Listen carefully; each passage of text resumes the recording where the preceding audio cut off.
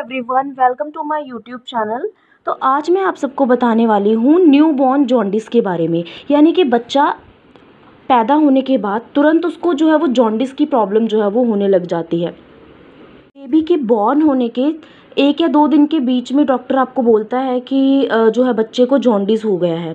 तो बेसिकली मैं आज आपको ये बताऊंगी कि उसके पीछे क्या रीज़न्स होते हैं और नॉर्मल रेंज उसकी कितनी होती है और उसको हम कैसे जो है वो ठीक कर सकते हैं। तो ये कुछ मैं स्टेप्स जो है वो आपको इस वीडियो में बताने वाली हूँ। सबसे पहले हम बात करते हैं न्यूबॉर्न जॉन्डिस यानी कि बच्चों में पाया जाने वाला पीलिया।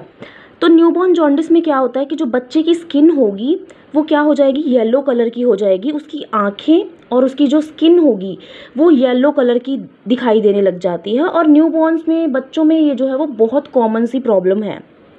न्यूबॉर्न बेबीज़ में जो जॉन्डिस पाया जाता है उसको लेके लोगों की बहुत सारी जो है वो धारणाएं हैं, यानी कि मिथ्स हैं।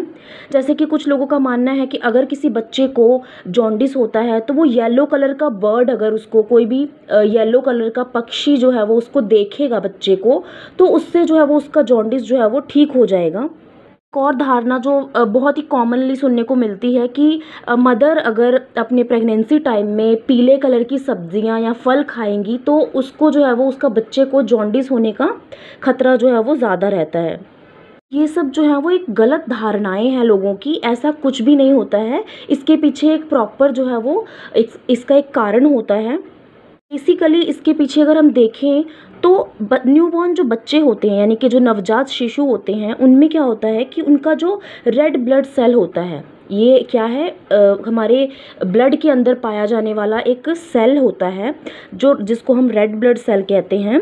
इसमें क्या होता है, जो इसका नॉर्मली लाइफ स्पैन यानी कि 120 दिन के अंदर जो है ये टूटता है। लेकिन बच्चों में क्या होता है, क्योंकि उनके जो सेल्स होते हैं वो मैच्योर नहीं होते हैं, वो जल्दी ही उनकी जो है वो ब्रेक डाउन होती है, जल्दी टूटते हैं वो। रेड ब्लड सेल के टूटने की वजह से एक प्रोडक्ट जो है वो बनता है जिसको हम बोलते हैं बिलीरुबिन। ये बिलीरुबिन जो है वो येलो कलर का एक पदार्थ होता है। बिन जो है वो मेनली लीवर के पास जाता है। लीवर जो है वो इसको प्रोसेसिंग करके बॉडी से हमारे जो है वो आउट करता है। लेकिन क्योंकि जो बेबी होता है उसका लीवर जो है वो इतना मैच्योर नहीं होता जैसे कि हमारे यानी कि एडल्ट्स का होता है, तो उसका लीवर जो है वो उसका अच्छे से बिलीरुबिन का अच्छे से जो है वो ब्रेक डाउन नहीं कर पाता।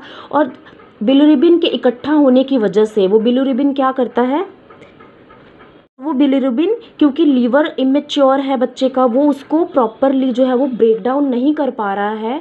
तो जिसकी वजह से ये बिलीरुबिन क्या करता है, बच्चे के ब्लड के अंदर जाके उसकी जो है वो बॉडी के और पार्ट्स में जो है वो जमा होना शुरू हो जाता है। जब ये बिलीरुबिन की मात्रा जो है वो ब्लड के अंदर बढ़ने लग जाती है तो जो बच्चा होता है उसकी जो आँखें हैं, उसकी जो त्वचा है वो पीले रंग की दिखाई देने लग जाती है। मोस्टली जो जॉन्डिस होते हैं वो 2 से 3 हफ्ते में खुद ही डिसअपियर हो जाते हैं, यानी कि खुद ही ठीक हो जाते हैं बच्चों के अंदर। लेकिन कई अगर 3 हफ्ते से ज़्यादा जॉन्डिस जो है वो रह रहा है बच्चे को, तो वो खतरे की एक घंटी हो सकती है, जिसकी वजह से बच्चे को और भी जो है वो प्रॉब्लम्स हो सकती हैं। यानी कि वो बिलीरुबिन उसके दिमाग के अंदर जा सकता है और उसको जो है वो बहरा कर सकता है, उसका ब्रेन डैमेज कर सकता है और भी उसे बहुत तरीके की प्रॉब्लम्स हो सकती हैं। अभी हम बात करते हैं कि कौन से जो बच्चे होते हैं जिनको सबसे ज़्यादा जो है वो रिस्क रहता है इस चीज़ का।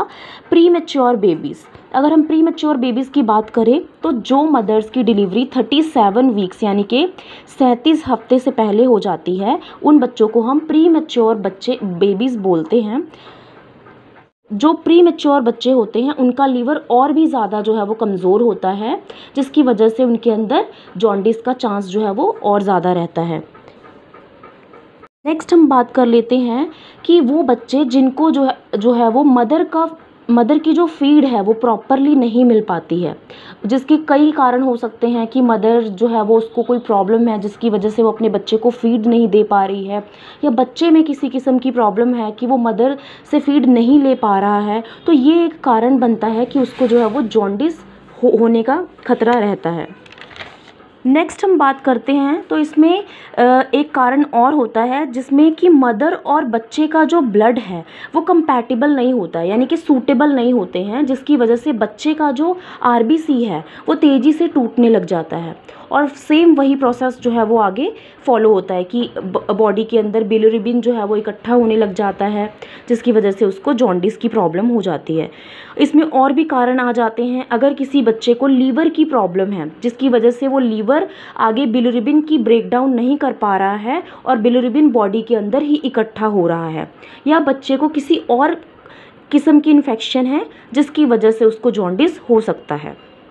जॉन्डिस को भी हम दो तरीके का में डिवाइड कर सकते हैं। एक जॉन्डिस होता है जो जन्म के 24 घंटे के बीच बीच में होता है बच्चे को, और एक होता है जो 24 घंटे के बाद होता है। जो 24 घंटे से पहले होता है वो खतरे की घंटी है, मीन्स कि वो जॉन्डिस जो है वो खतरनाक हो सकता है बच्चे के लिए। लेकिन जो जॉन्डिस 24 घंटे के बाद हो रहा है बच्चे को, वो नॉर्मल जॉन्डिस में कंसीडर किया जाता है और वो अपने आप 1 या 2 हफ्ते के अंदर ठीक हो जाता है। अगर हम अपनी बॉडी में पाए जाने वाले बिलिरुबिन की नॉर्मल रेंज की बात करें तो 0.3 से लेके 0.6 mg पर डेसीलीटर जो है वो हम इसको नॉर्मल रेंज मानते हैं। अगर इससे ऊपर जाता है बिलिरुबिन का लेवल तो वो जॉन्डिस में माना जाता है।